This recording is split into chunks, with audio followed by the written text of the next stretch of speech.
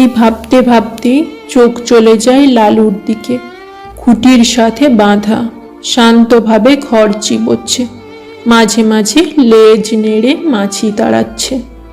হরিদাস কাছে গিয়ে গলায় হাত বোলাতে বোলাতে বলল, লালু রে, তুই আমার কাছে সব।